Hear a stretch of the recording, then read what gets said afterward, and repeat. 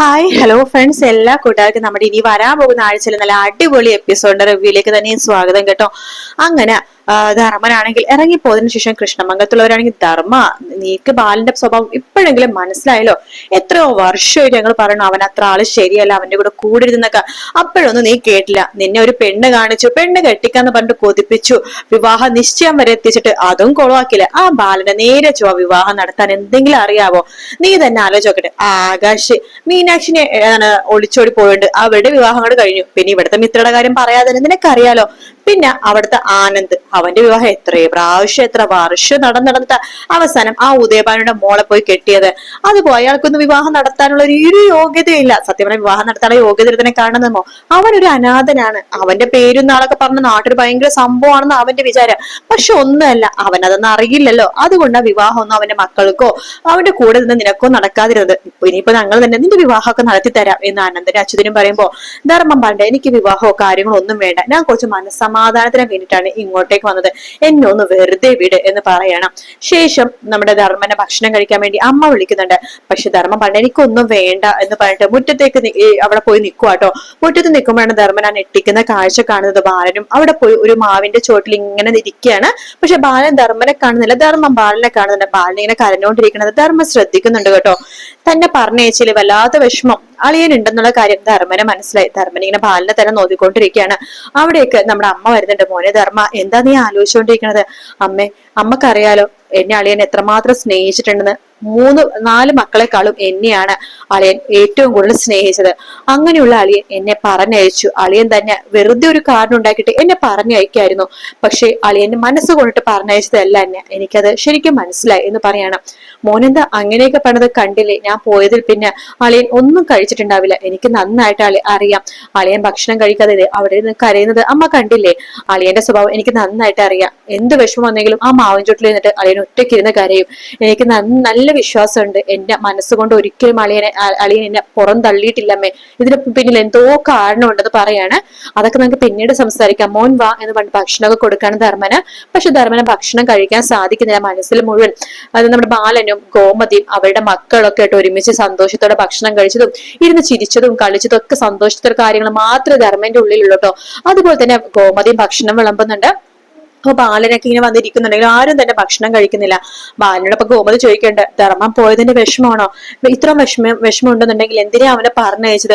ബാലട്ടൻ കുറച്ച് കൂടിപ്പോയി. എനിക്ക് വിശപ്പില്ലാത്തതിന് ധർമ്മം പോയത് മാത്രമാണ് കാരണം. വിശപ്പില്ലാത്തതിന് മനുഷ്യന് പല കാരണങ്ങളും ഉണ്ടാകും എന്നൊക്കെ പറഞ്ഞിട്ട് ബാലൻ അവിടെ തന്നെ അങ്ങനെ നിൽക്കുവാട്ടോ. അതേസമയം ധർമ്മം ഭക്ഷണം കഴിക്കാതിരിക്കുമ്പോ അമ്മ പറയുന്നുണ്ട്, മോനെ നീ എന്തെങ്കിലും കഴിക്കുന്ന പറയുമ്പോ എനിക്കൊന്നും വേണ്ട അമ്മേ, അളിയൻ എന്തിനാണ് അങ്ങനെ പറഞ്ഞതെന്ന് എനിക്കിപ്പോഴും മനസ്സിലാവണില്ല എന്നൊക്കെ പറയുമ്പോ അമ്മക്ക് ഇങ്ങനെ ഒരുപാട് നാള് ആ ഒരു രഹസ്യം മനസ്സിൽ സൂക്ഷിച്ചു വെക്കാൻ പറ്റാത്തത് കൊണ്ട് തന്നെ ധർമ്മനോട് പറയണ്ട, അമ്മ മോനെ നീ എന്നോട് ക്ഷമിക്ക്. എന്താ അമ്മ എന്തിനാ എന്നോട് ക്ഷമ ചോദിക്കുന്നത്?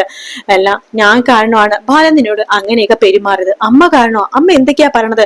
അതേ മോനെ, ഞാൻ കാരണം കൊണ്ട് തന്നെയാണ് നിന്റെ വിവാഹം മുടങ്ങിയപ്പോ എനിക്ക് വല്ലാത്ത വിഷമമായി. നിന്റെ ഏട്ടന്മാര് തന്നെയാണല്ലോ നിന്റെ വിവാഹം മുടക്കിയത്. സത്യം പറഞ്ഞാൽ നീ അവിടെ കൂടെ നിൽക്കുന്നുണ്ടാ നിന്റെ ഏട്ടന്മാര് നിന്റെ വിവാഹം മുടക്കണത്. നീ ഇവിടെ ആയിരുന്നെങ്കിൽ ഏട്ടന്മാര് വിവാഹം മുടക്കൂല. നിന്റെ വിവാഹം ബാലനോടുള്ള ദേഷ്യത്തിൽ അവർ നടത്തി തരുകയും ചെയ്യും. ആ ഒരു സ്വാർത്ഥ സ്വഭാവം കൊണ്ട് ഞാൻ ബാലനെ ഇന്നലെ പോയി കണ്ടിരുന്നു മോനെ. എന്നിട്ട് ബാലനോട് ഞാനാ പറഞ്ഞത് എന്തെങ്കിലും കാരണം ഉണ്ടാക്കിയിട്ട് ധർമ്മനെ അവിടുന്ന് പറഞ്ഞേക്കുമെന്ന്. അതുപോലെ തന്നെ ബാലൻ ചെയ്തു. അമ്മ എന്തിനാമേ ഇങ്ങനെ ചെയ്തത്? വിവാഹം കഴിച്ചില്ലെന്നേ ഉള്ളൂ. പക്ഷെ എനിക്ക് വിവാഹം കഴിച്ചില്ലെങ്കിൽ അവിടെ എത്രയോ പേരുണ്ട് എന്നെ നോക്കാൻ. നമ്മളൊക്കെ വിവാഹം കഴിക്കണം എന്തിനാ? നമുക്കൊരു കൂട്ട്, വയസ്സാം കാലത്ത് ഒരു കൂട്ടെന്ന് പറഞ്ഞിട്ടല്ലേ. എനിക്ക് വയസ്സാം കാലത്ത് എത്ര കൂട്ടാമ്മ അവിടെ ഉള്ളത്.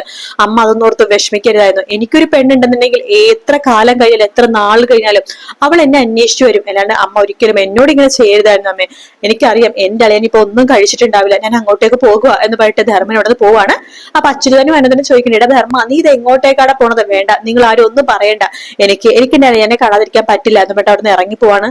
അപ്പൊ അമ്മക്ക് വിഷമമുണ്ട്, പക്ഷെ സന്തോഷമുണ്ട്. കാരണം അത്രമാത്രം ധർമ്മൻ അവരെ സ്നേഹിക്കുന്നുണ്ടല്ലോ. ധർമ്മനും ഒരു അച്ഛന്റെ സ്നേഹം ബാലൻ കൊടുക്കുന്നുണ്ടാണല്ലോ ബാലനും അത്ര വിഷമമായത്.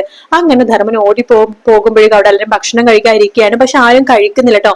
ധർമ്മൻ ഓടിപ്പോയിട്ട് അളിയാ ചേച്ചി എനിക്കും ഭക്ഷണം താ, പ്ലേറ്റ് വിളമ്പി താ എന്നൊക്കെ പറയണം. അത് കാണുമ്പോഴേക്കും ബാലൻ പെട്ടെന്ന് പൊട്ടിക്കരഞ്ഞു ചിരിക്കുകയൊക്കെ ചെയ്യുന്നുണ്ട്. ധർമ്മ നീ വന്നോ, പിന്നെ വരാതെ എനിക്ക് അളിയാനെ എന്റെ ചേച്ചിനെ കാണാതിരിക്കാൻ പറ്റുമോ എന്നൊക്കെ പാട്ടി കെട്ടിപ്പിടിക്കാന് ശേഷം ചോറെടുത്ത് കഴിക്കുന്നുണ്ട്. ബാലന് ഭയങ്കര സന്തോഷമാണ്. ബാലന് മുറിയിലുള്ള ചോറെടുത്തിട്ട് ധർമ്മനെ കൊടുക്കുക കേട്ടോ. അങ്ങനെ എല്ലാവരും ധർമ്മന ചോറൊക്കെ വാരി കൊടുക്കുന്നുണ്ട്. അപ്പൊ ആര്യനും അതുപോലെ തന്നെ ആകാശൊക്കെ ചോദിക്കുന്നുണ്ട്, എന്താ ഇത്, എന്ത് പറ്റി, ഇവിടുന്ന് പിണങ്ങി പോയ ആൾ ഇതേ ഇപ്പൊ ഭയങ്കര സന്തോഷത്തിലാണ് തിരിച്ചു വന്നിരിക്കുന്നത്. അതൊക്കെ ഉണ്ട്, എനിക്ക് എന്റെ അളിയനെ കാണാതിരിക്കാൻ പറ്റില്ല. നിങ്ങൾക്ക് മക്കൾക്ക് പറ്റുമായിരിക്കും, പക്ഷെ എന്റെ അളിയനെ ഒരു ദിവസം പോലും പിരിഞ്ഞിരിക്കാൻ എനിക്ക് പറ്റില്ല. എല്ലാ അളിയ, എനിക്കറിയാം അളിയനും ഭക്ഷണം കഴിക്കാതൊക്കെ ഇരിക്കായിരുന്നില്ലേ എന്നൊക്കെ പറയാണ്. ശേഷം രണ്ടുപേരും കെട്ടിപ്പിടിക്കുക കേട്ടോ. അതിനുശേഷം രാത്രി ആകുമ്പോഴേക്കും നമ്മുടെ ബാലിന്റെ അടുത്തേക്ക് ധർമ്മം വരുന്നുണ്ട്. എന്തിനാളിയ അമ്മ അങ്ങനെ ഒരു പറഞ്ഞെന്ന് വെച്ചിട്ട് എന്നെ പറഞ്ഞയച്ചത്, എന്നോട് അമ്മ എല്ലാ സത്യങ്ങളും പറഞ്ഞു എന്ന് പറയുമ്പോൾ ബാലൻ പറഞ്ഞു, നീ എന്നോട് ക്ഷമിക്കടാ, എനിക്ക് വല്ലാത്ത വിഷമം തോന്നി, ഞാൻ കാരണം നിനക്ക് കുടുംബജീവിതം ഒന്നും ഇല്ലാതെ ആവോ എന്നൊരു തോന്നൽ കൊണ്ടിട്ടാണ് ഞാൻ അങ്ങനെ ചെയ്തത്, ക്ഷമിക്കടാ നീ എന്നൊക്കെ പറഞ്ഞ് കെട്ടിപ്പിടിച്ച് അവരവരെ പിണക്കം മറക്കാണ്. പിറ്റേ ദിവസം പതിപോലെ സന്തോഷത്തോടെ ബാലൻ ഗോമതി സ്റ്റോഴ്സിലേക്ക് പോവാണ്. കുറച്ച് ഓർഡറും കാര്യങ്ങളും എടുക്കാണ്ട് പുറത്തേക്ക് പോകുമ്പോഴാണ് ഒരു ഗ്രൗണ്ട് വഴിയായിട്ട് പുറത്തേക്ക് പോണത്. അപ്പോഴാണ് ഞെട്ടിക്കുന്ന കാഴ്ച ബാലൻ കാണുന്നത്. ബാലൻ നോക്കിക്കൊണ്ടിരിക്കുന്നത്, ബാലൻ നോക്കുമ്പോഴേക്കും അവിടെ നമ്മുടെ ആര്യൻ മിത്രേന ഓടിക്കാണ്. ഗ്രൗണ്ട് ഫുൾ ഇങ്ങനെ ഓട്ടം, അത് സമയം വെച്ചിട്ട് ഇങ്ങനെ ഓടിപ്പിക്കുക കേട്ടോ. അപ്പൊ ബാലൻ ഇങ്ങനെ സൂക്ഷിച്ചു നോക്കാണ്, ഇതെന്താ ഇങ്ങനെ നടക്കണേന്ന് വെച്ചാൽ നോക്കുമ്പോ ബാലിനെ പരിചയമുള്ള ഒരാള് വരുന്നുണ്ട്. ആഹാ, ഇതാര് ബാലേട്ടനോ? ആ അതെ, ഓ മക്കള് ട്രെയിനിങ് ചെയ്യുന്നത് കാണുമായിരിക്കും അല്ലെ. അല്ല, അവരിവിടെ ഡെയിലി വരാറുണ്ടോ? പിന്നെ അവരിപ്പോ വരാൻ തുടങ്ങിയിട്ട് 2 ആഴ്ചയെ.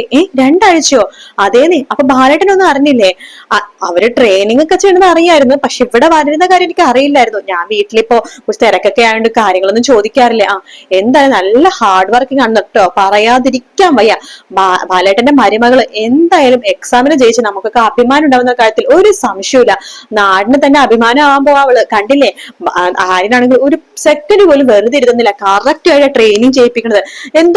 ആര്യനെന്തോ ആ ഒരു ഫീൽഡ് എടുത്ത് ആ രീതിയിൽ പഠിച്ച് എക്സാം ഒക്കെ എഴുതിയ ആളെ പോലെ ചെയ്യിപ്പിക്കണതൊക്കെ എന്ന് പറയാണ്. എന്തായാലും ആര്യനെ പഠിപ്പിച്ച് ഈ ഒരു നിലയിൽ എത്തിക്കണമെന്ന് ബാലേട്ടൻ ഒരുപാട് ആഗ്രഹിച്ചതല്ലേ. ദേ ഇപ്പൊ മരുമകൾ വഴിയാണ് ബാലേട്ടൻ ഈ ഒരു ഇത് അറിയാൻ അർഹതപ്പെടാൻ പോണത്.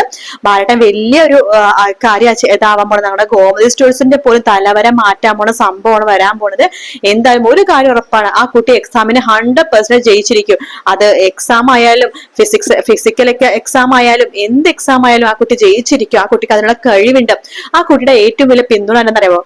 ബാലേട്ടന്റെ മകൻ ആര്യനാണെന്നൊക്കെ പറയാണ്. അങ്ങനെ ബാലന്റെ സന്തോഷമാണ്. പക്ഷെ ഇവരെന്താ എന്നോട് ഈ കാര്യം പറയാത്തതെന്നൊരു സംശയം ബാലന്റെ ഉള്ളിലുണ്ട് കേട്ടോ. അങ്ങനെ വീട്ടിലേക്ക് പോകുമ്പോഴേക്കും ബാലൻ നോക്കുമ്പോഴേക്കും രണ്ടുപേരും എത്തിയിട്ടില്ല. ബാലൻ ഇങ്ങനെ കാത്തിരിക്കുകയാണ് ആര്യനും മിത്രയും വരാനായിട്ട്. അവര് വരുമ്പോഴേക്കും മിത്ര എടുത്ത് ആരും ചോദിക്കണം, അല്ല നിങ്ങൾ എവിടെ പോയതാ? അത് ഞങ്ങൾ വെറുതെ നടക്കാൻ. എല്ലാം വല്ലാതെ കിതക്കുന്നുണ്ടല്ലോ, നിങ്ങൾ എന്താ ഓടുവായിരുന്നോ എന്ന് ചോദിക്കാണ്. അത് അച്ഛാ, പിന്നെ അത് നിങ്ങളെ എന്നോട് നുണയൊന്നും വേണ്ട, ഞാനിന്ന് കണ്ടു, നിങ്ങളെ ഗ്രൗണ്ടിൽ ഓടിപ്പിക്കണതൊക്കെ ഞാൻ കണ്ടായിരുന്നു. എന്തിനാ എന്നോട് പറയാതിരുന്നത് എന്ന് ചോദിക്കുമ്പോ, അത് അച്ഛനാ വെറുതെ ഒരു സർപ്രൈസ്. പിന്നെ ഭയങ്കര സർപ്രൈസ് ആണല്ലോ. എന്തായാലും മോളെ നന്നായി, മോൾക്ക് എന്ത് സഹായം വേണമെങ്കിലും എന്നോട് ചോദിച്ചോട്ടോ എന്നൊക്കെ പറഞ്ഞിട്ട് ബാലന് ഭയങ്കര സപ്പോർട്ട് ചെയ്യാട്ടോ. പ്രൊമോയില് കുറച്ച് ദേഷ്യത്തിൽ ബാലൻ ചോദിക്കുന്ന പോലെ കാണിക്കുന്നുണ്ടെങ്കിലും ബാലനാണ് ഏറ്റവും കൂടുതൽ സന്തോഷം. മിത്രയുടെ എക്സാം റിസൾട്ട് വരാനൊക്കെ ഇനി ബാലന്റെ കാത്തിരിപ്പായിരിക്കും കാണാൻ പോണേ കേട്ടോ. വീഡിയോ ഇഷ്ടപ്പെട്ടാൽ ലൈക്ക് ചെയ്യുക, സബ്സ്ക്രൈബ് ചെയ്യുക, കമന്റ് ചെയ്യുക. മറ്റൊരു വീഡിയോ കാണാം. Take care, bye bye.